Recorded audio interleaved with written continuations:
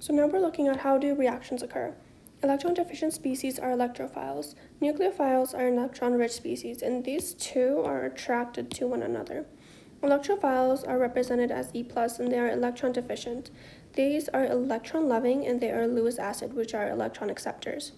Electrophiles have fully positive or partial positive charges, or less than an octet of electrons, because that less than an octet will give it that positive charge. So nucleophiles and U- are electron-rich. They are electron-donating but love gaining. Nucleophiles have a pair of electrons they can donate. They are neutral or negatively charged. So down here we have an H plus and an H3C plus, which have fully positive charges. Bf3 is less than an octet. And so if it has less than an octet, it doesn't have its full electrons, which is going to make it more positive. This H is, this Cl is more En than H, which makes the H partial positive. Over here, we're looking at electrophilic atoms, which have lone pairs, right? They have an additional lone pair, which is giving it that negative charge, and then this one has that lone pair that it can use to make another bond, right? So then we also have nucleophilic pi bonds, which is telling us that pi bonds can be nucleophilic. So what is a mechanism? It is a description of bond breaking and bond making that occurs when reagents react to form a product. This keeps track of reagents, intermediates, products, and bond making and bond breaking events, or the movement of electrons. Drawing a mechanism involves a couple different steps. So first we have to identify key players, and that's the nucleophiles and the electrophiles, right? So we are going to use arrows to show the movement of electrons. So draw arrows between nucleophile and electrophile first.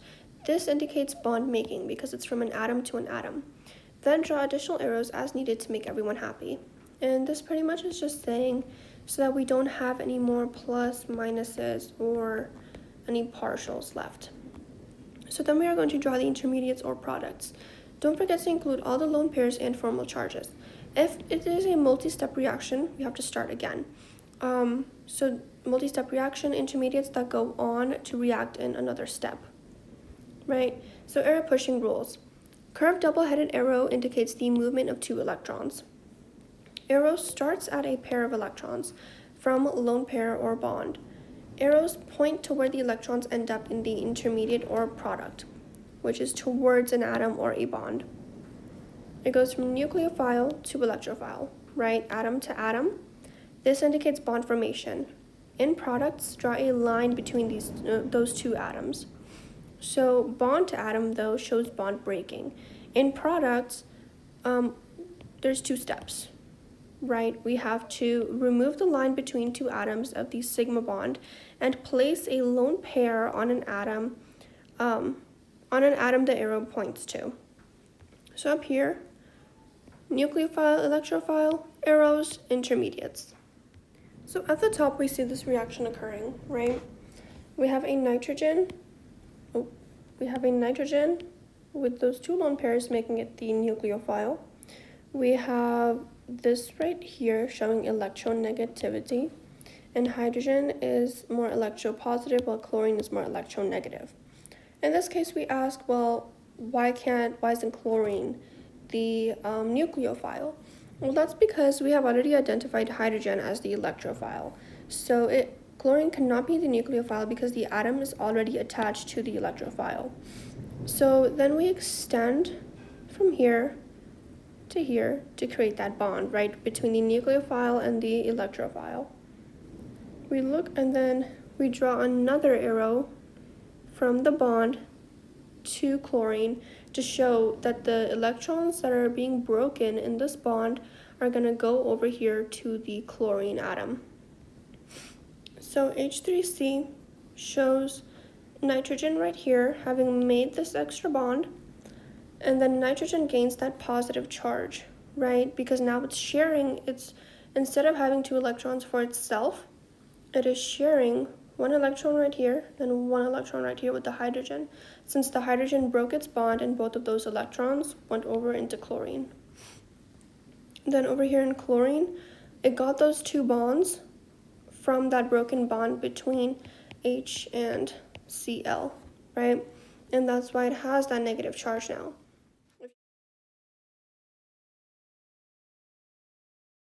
So now we're going to look at a multi-step reaction involving alkene. So right here we see that a curved arrow indicates where the electrons start from and where they end up. So they are starting from right here and they're ending up right here. We remember that a pi bond can act as a nucleophile, so there's that. Bromine is more electronegative, so our hydrogen is our, Our hydrogen is going to act as our electrophile. So the arrow starts from the nucleophile and goes over to the electrophile. One pi bond right here is going to break so that carbon can make that hydrogen bond, and then the bond between hydrogen and bromine is going to break. And the electrons, the two electrons right here, are going to transfer over to bromine. So right here we saw that occurring, right? The pi bond has broken. The carbon right here is now a positive because it doesn't have its 4 total, right? It only has 3. It doesn't have its 4 total bonds, it only has 3, meaning it has less electrons, making it positive. That pi bond broke to give us a single bond. And so our carbon was able to make this new bond with hydrogen because that pi bond broke. And through that, when the HBr bond broke, the 2 electrons from that bond go over to bromine, which gives it a fully negative charge. However, it is still not satisfied, so we keep going. And by that, it means that we still have negatives and we still have this positive right here. So we bring this entire thing down and we pretty much repeat the step, right? So our bromine is going to be our nucleophile. Actually, let me write that in. Our bromine is going to be our nucleophile, and our carbon is going to be our electrophile, okay? So our electrons start from here. They're going to end right here. This is a bond-making event, okay? There's no bond breaking occurring here because we don't need to break any bonds because carbon only has 3 bonds, which is why it has that plus charge. It has that ability to make an additional bond without us having to do anything. Up here, though, we needed to make that bond because we needed to make that bond between carbon and hydrogen, so we did have to break the pi bond so that carbon would no longer have its total 4 and instead have 3. So that it could make that bond. Sorry, that's so repetitive and confusing. But we see over here then that CH3CH brought over bromine and it got rid of that positive charge. So we no longer have that. And that is why everyone here is satisfied. There are no additional positives or negatives or anything at all. And so this was to satisfy the octet, and everyone is happy. Okay, so I'm going to go over this without any notes on it, just so that I can walk you through it step by step. So right here, we know that our pi bond is going to act as a nucleophile. And then we have the S plus here, and we have our S minus. Our S minus, bromine can't be our nucleophile. Nucleophile, no, because it is attached to our electrophile, right? Because hydrogen is going to behave as our electrophile. The arrows were already drawn in. This is a screenshot, so I can't do anything about that. But the electrons start from here. They're going to end up right here, is what our rules say, right? But honestly, that doesn't really make sense in my own head.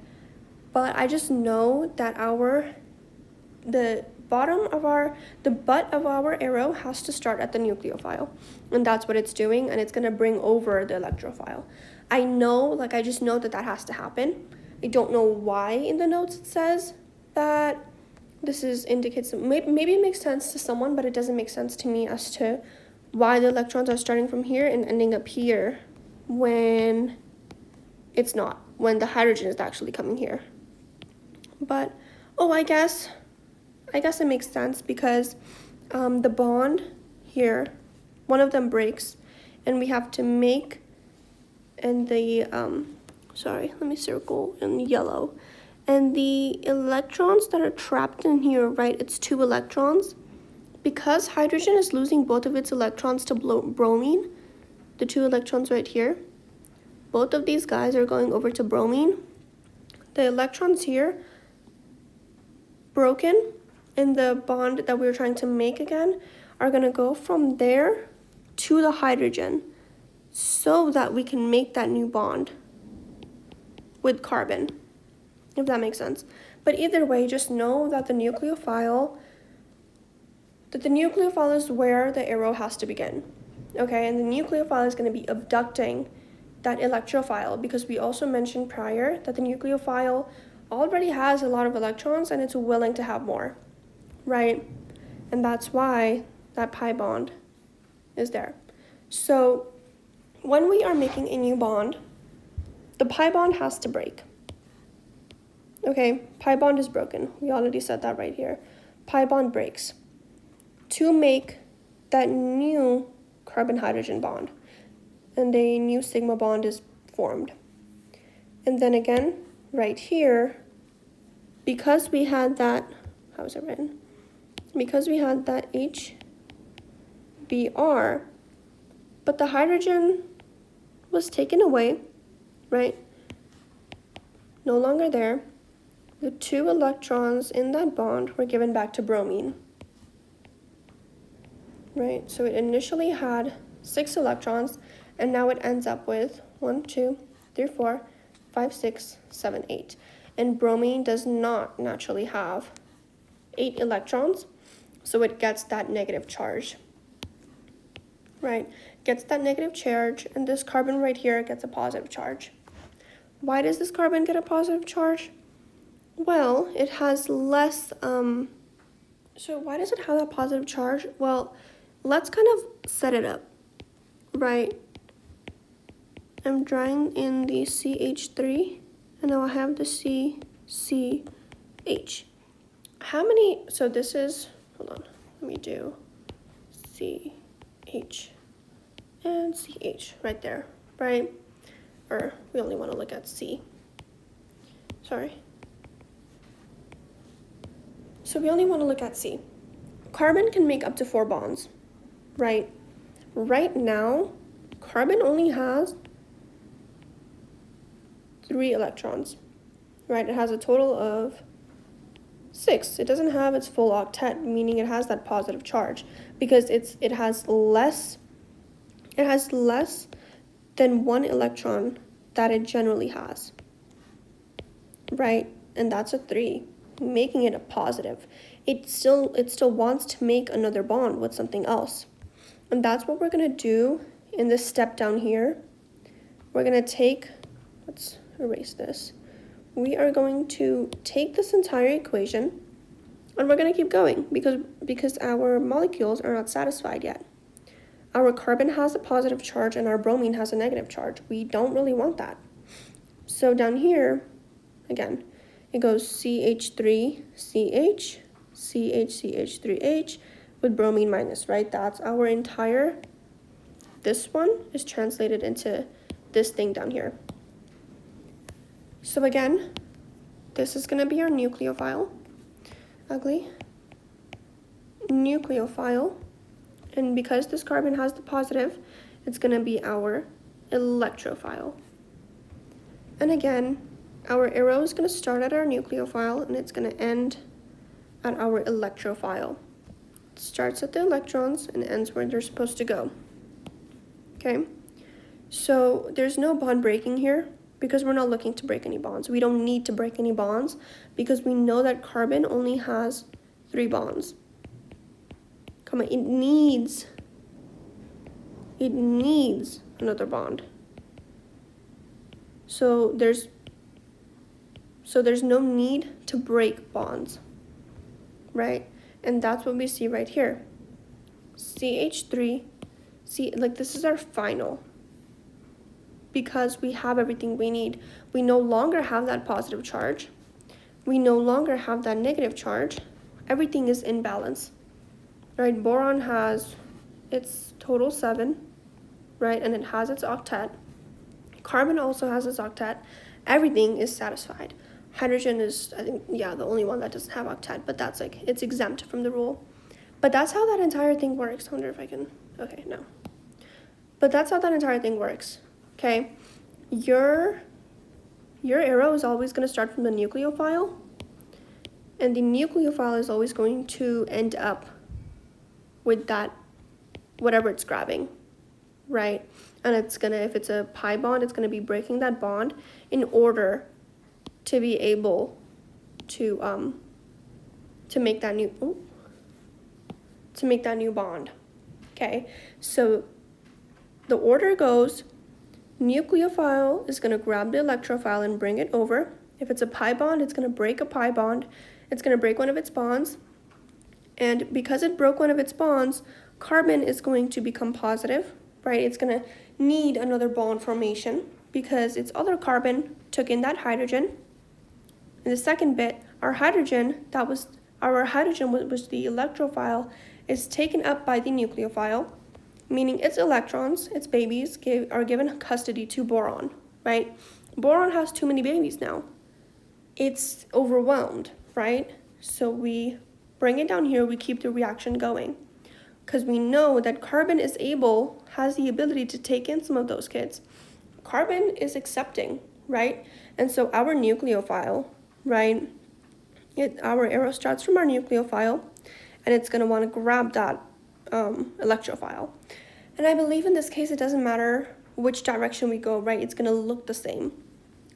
Because up here I said that because the nucleophile is going to be grabbing that hydrogen. If we say that the boron is going to be grabbing that carbon, the molecule is still going to look like this anyways. Whether we completely transfer this over into that, or if we just put this into there, it's going to look the same. Just because a thought came into my head, so I thought maybe someone else might have the same thought. But I don't know, if that's confusing, then don't worry about it. But yeah, and then we end up happy and satisfied. Nothing has a plus, minus, or a plus, or a partial minus.